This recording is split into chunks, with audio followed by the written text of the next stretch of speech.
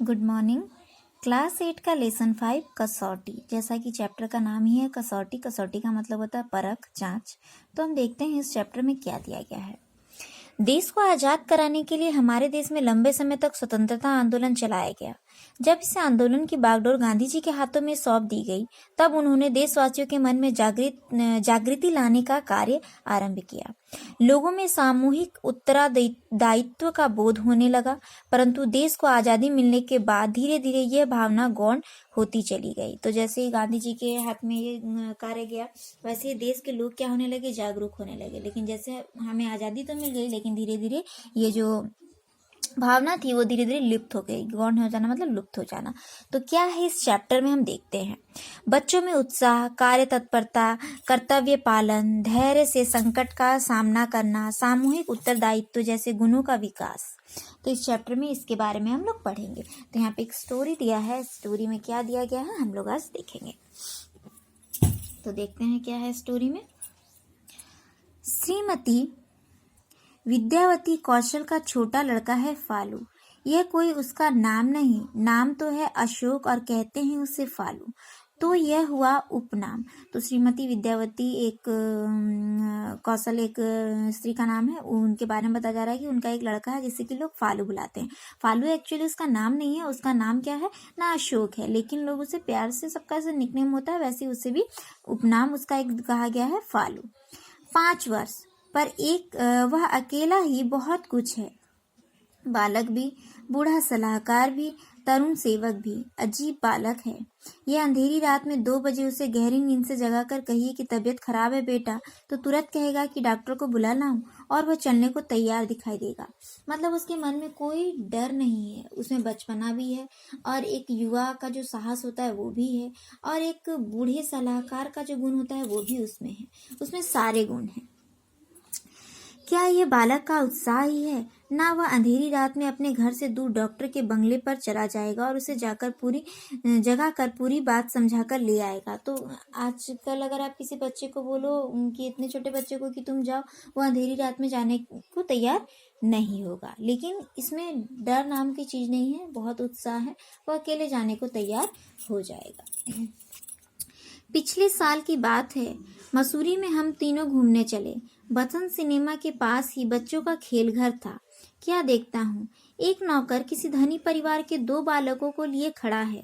बालक 8-10 वर्ष के, स्वस्थ, मोटे ताजे। ले नौकर उनसे कह रहा है, जाओ खेल घर में झूलो खेलो। वे नहीं जाते। खेलने के लिए वे घर से आए हैं। नौकर उन्हें उकसा रहा है। सामने ही उनसे छोटे छोटे बालक खेल किलक रहे हैं, फिर उनमें झिझक क्यों। तो एक बार ये लोग तीनों घूमने गए थे मसूरी। वहीं पे खेल घर, एक जहाँ पे जैसे एक पार्क होता है वैसे ही खेल घर, वहाँ तरह तरह के झूले, बच्चों को आकर्षित करने वाली चीजें होती हैं। तो वहाँ पे जब ये लोग घूम रहे थे तो देखते हैं कि उसके गेट के सामने एक नौकर है, 2 बच्चों को लेके खड़ा है। बच्चे हष्ट पुष्ट पूरा ठीक दिखाई दे रहे हैं। नौकर उनको बार बार बोल रहा है कि जैसे सारे बच्चे जाकर खेल रहे हैं तुम भी खेलो, लेकिन वो बच्चे जाने को ही तैयार नहीं हो रहे थे। वो बार बार उनको उकसा रहा है कि जाओ जाओ, देखो तुमसे छोटे छोटे बच्चे खेल रहे हैं, तुम अंदर जाकर खेलो, लेकिन वो दोनों बच्चे जाने को ही तैयार नहीं थे। मैं ठिठक गया, देखता रहा, पर वे बालक नहीं बढ़े। तो ये उनको थोड़ा आश्चर्य टाइप हुआ कि क्या, कैसे बालक है। वो बहुत देर तक उनको देखते रहे, लेकिन वो बालक नहीं गए। तब आगे बढ़कर मैंने उस नौकर से कहा, भैया जब तुम घर पहुंचो तो इनकी माँ से कहना कि एक खद्दर वाला मिला था, उसने आपको नमस्ते कहा और यह संदेश भेजा है कि आप माँ तो बन गई, पर आपको माँ बनना नहीं आया। अभी तक देश गुलाम था सो निभ गई, पर अब तो देश स्वतंत्र है। तो वो उसके पास जाके बोलता है कि तुम जाकर बोलना एक खद्दर वाले से मिला था। खद्दर वाले का मतलब खद्दर या खादी वस्त्र जो पहने हुए हैं एक व्यक्ति मिला था, और उसने नमस्कार करके बोला कि आप माँ तो बन गई, लेकिन पूरे रूप में आप माँ नहीं बन पाई। कहने का मतलब है कि बच्चे को जो आरंभिक शिक्षा होती है, जो उसके मन से डर निकालना, ये सब काम किसका होता है, माँ का होता है। लेकिन उन्होंने अपना कार्य सही तरीके से नहीं किया। तो बोलते हैं तुम जाकर बोलना कि वो माँ तो बन गई, लेकिन सही तरीके में माँ नहीं बन पाई, मतलब अपने कार्य को कुशलतापूर्वक नहीं निभा पाई। जब देश स्वतंत्र नहीं था तो अलग बात है, लेकिन अब देश स्वतंत्र है, सबको अपनी स्वतंत्रता है, अपने मन की करने की इच्छा, सब अपनी इच्छा पूरी कर सकते हैं, तो अब ये बच्चे ऐसे क्यों हैं? नौकर की आंखों में गर्मी आ गई। क्यों आप ऐसी बात कहते हैं? तो नौकर थोड़ा गुस्सा हो जाता है, उनकी मालकिन के बारे में कोई ऐसा बोले। अरे भाई, वे समझदार माँ होती तो उनके बच्चे इतने डरपोक ना होते कि खेल घर में जाते हुए भी घबराएं, मैंने कहा। तो लेखक बोलते हैं कि अगर वो उसकी माँ अगर समझदार होती तो ये बच्चे इतने डरपोक नहीं होते कि खेल घर में जाने से भी डर रहे हों। बच्चे तो बाबू साहब सभी के झिझकते हैं, क्या आपका नहीं झिझकता? नौकर ने मुझे एक ललकार सी दी। तो नौकर बोलता है ऐसा कुछ नहीं है, बच्चे तो सबके झिझकते हैं, डरते हैं, क्या आपका बच्चा नहीं डरता, नहीं झिझकता?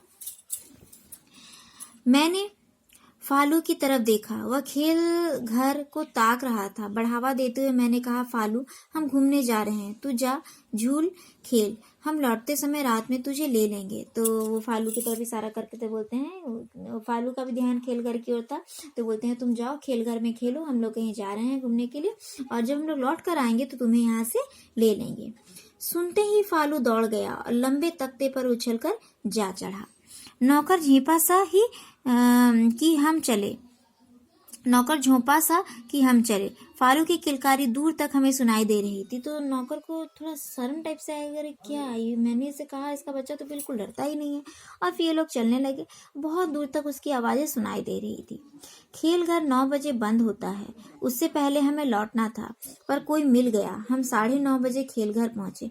हम चिंतित थे कि फालू रो रहा होगा। आज शाम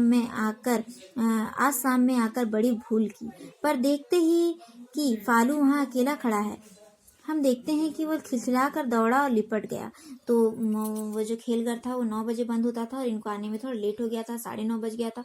मन ही मन ये बहुत डर रहे थे कि बच्चा है, छोटा बच्चा, सब कोई चले गए होंगे, अकेले वो रो रहा होगा। लेकिन ऐसा कुछ नहीं था। वो वहाँ जब जाते हैं तो दौड़ कर आके खिलखिलाकर दौड़ते हुए आके इनसे लिपट जाता है। तभी एक आदमी आकर हमारे पास खड़ा हो गया। बाबूजी नमस्ते, खेल घर का मुंशी। तो आकर बोलता है, बाबूजी नमस्ते, मैं खेल घर का मुंशी हूँ, मतलब वहाँ का देख रेख करने वाला हूँ।